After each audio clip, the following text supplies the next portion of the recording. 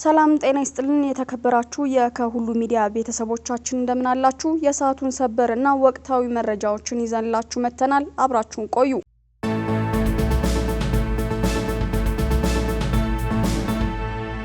የጣናነሽ ቁጥር 2 ጀልባ ሰሞኑን በመዲናው አዲስ አበባ መታየቷን ተከትሎ ብዙዎች የጽናት የጥንቃቄ ጉዞና የትዕግስት ምልክት አድርገው ሲገልጿት ተሰምቷል።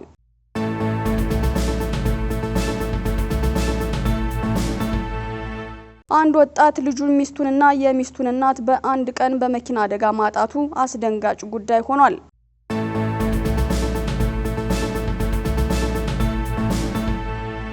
ኢራን ለእስራኤል ሲሰልሉ የነበሩ 3 ሰዎችን በስቅላት ቀጣች።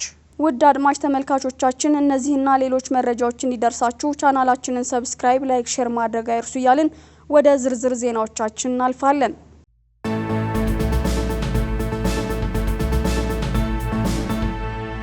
የጣናነሽ ቁጥር 2 ጀልባ ሰሞኑን በመዲናው አዲስ አበባ መታየቷን ተከትሎ ብዙዎች የጽናት የጥንቃቄ ጉዞና የትዕግስት ምልክት አድርገው ሲገልጿት ተሰምቷል። ከጅቡቲ አማራ ክልል ባህር ዳር ወይ ጎርጎራ ወደ 1000 ኪሎ ሜትር የሚጠጋ ጉዞ የሚጠበቅባታል። የጀልባዋ ጉዞ ለአፍሪካ ሪከርድ ነው የሚሉት የመረጃ ምንጮች ምናልባትም አንድ ጀልባ በመሬት ላይ ምን ያህል ተጉዟል ተብሎ ሲተረክ ኢትዮጵያ የመጀመሪያዋ ሆና ልትነሳ እንደምትችል አስቀምጠዋል። በታሪክ በመንገድ ላይ ረጅም የተጓዘ ጀልባ በፈረንጆች ዩቲያችት የተባለ ና 120 ጫማ የሚረዝመው ጀልባ ሲሆን ጣናነሽን የሚያክል ከፍሎሪዳ ወደ ቴክሳስ 1000 ማይል በተወሳሰበው የአሜሪካን መንገድ ላይ የተጓዘ ነበር። ቀላል ጀልባዎች ግን እንዲሁ በየዕለቱ የሚጓጓዙበት መንገድና ሁኔታ ቀላል ነው። ጣናነሽን የተለየ የሚያደርጋት ርዝመቷ 38 ሜትር፣ ክብደቷ ደግሞ 150 ቶን ወይንም 150 ኪሎ ሲሆን 200 ሰዎችን ማሳፈር ትችላለች። የሀገሪቱ ታላላቅ ባለስልጣኖች ወደ ኢትዮጵያ የመጣችበትን ጉዳይ ሲናገሩ አንደኛው የሀገሪቱን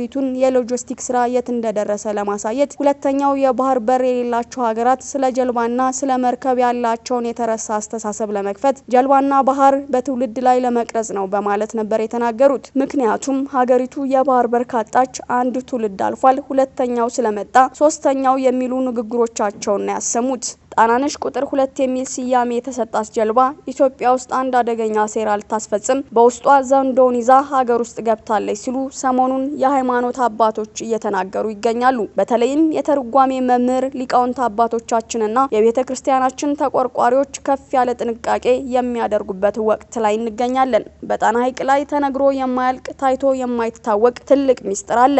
ያ ሚስጥር የተቀመጠው በጠልሰም ነው። ጠልሰሙ ደግሞ ያለ ኢትዮጵያ ሊፈታ የማይችል ትልቅ ሚስጥር ነው። አሁን ባለው ሁኔታ ከሆነ ደግሞ ይህን ድብቅ የጠልሰም ሚስጥር ሊፈታ የሚችል ኢትዮጵያዊ ሊቅ የለም። ቢኖርም ለማንኛውም ሰው በቀላሉ አይታይም። የሀገሪቱ ባለስልጣናት ያልተረዱት ሀቅ ቢኖር ይህንን ጉዳይ ነው። ጣናነሽ ቁጥር 2 አዲስ አበባ ስትገባ ሊቁ የኔታ ይባቤ ለእስር ተዳርገዋል። የት እንዳሉ እስካሁን ግን አይታወቅም። በመቀጠል የቤተ ክርስቲያን ተቆርቋሪው ደረጀ ነጋሽ ዘወይንዬ ታስረዋል። የዝቋላ ታላላቅ አባቶቻችን ኦርቶዶክስ ስለሆኑና ማተብ ባንገታቸው ስላሰሩ ብቻ በግፍ ተገለዋል። ማሳደዱ፣ ማሰርና መግደሉ የሚፈልጉትን ሚስጥር ይበልጥ ይደብቀዋል እንጂ የሚፈይደው ለውጥ የለም። ይህንን ጥበብ ፈልጎ ለማግኘት ጾምና ጸሎት ወሳኝ ድልድይ ነው። ሚስጥር ፈልጎ ማግኘት ከንቱነት ነው። በተዘዋዋሪ ስንመለከተው ደግሞ አስፈሪና አሳዛኝ ነገር አለው። በሀገራችን ኢትዮጵያ ስንት መሐንዲሶች በበቀሉባት ሀገር መገጣጠም እንዲቻል ማድረግ እንዴት ተሳናቸው?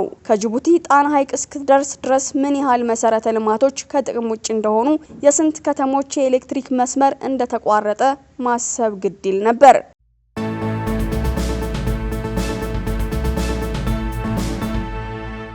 ህይወት በአጋጣሚ ተቀጠፈች። አንድ ወጣት ልጁን ሚስቱንና የሚስቱን እናት በአንድ ቀን በመኪና አደጋ ማጣቱ አስደንጋጭ ጉዳይ ሆኗል። ብዙዎችን ያሳዘነው የዚህ ድሃ ልጅ ታሪክ በወቅቱ 2 አማራጮች ነበሩት። ፕሪፓራቶሪ ገብቶ ውጤት ማምጣትና ዩኒቨርሲቲ መማር ወይም ደግሞ 10ኛ ክፍል ያገኘውን ውጤት ይዞ ኮሌጅ ገብቶ ተምሮ ቶሎ ስራ መያዝ ነበር። ፕሪፓራቶሪ ገብቶ ወደ ዩኒቨርሲቲ ቢሄድ ምኞቱ ነበር። ነገር ግን የሚያስተምረው የሚደግፈው ሰው ከጎኑ አልነበረም። አዲስ አበባ የሚገኙ ዘመዶቹን እንዲረዱትና እንዲያግዙት ሲጠይቃቸው ፕሪፓራቶሪ ከምትገባ ዲፕሎማ ተምረህ ቶሎ ስራ ያዝ ብለው ነበር ምላሽ የሰጡት። ዩኒቨርሲቲ የመማር ህልሙ በአጭር ሲጨናገፍ ያለው አማራጭ ፕሪፓራቶሪ የሚለውን ትቶ ዲፕሎማ ተምሮ በአጭር ጊዜ ስራ ይዞ ታናናሾቹን መርዳት ነበር።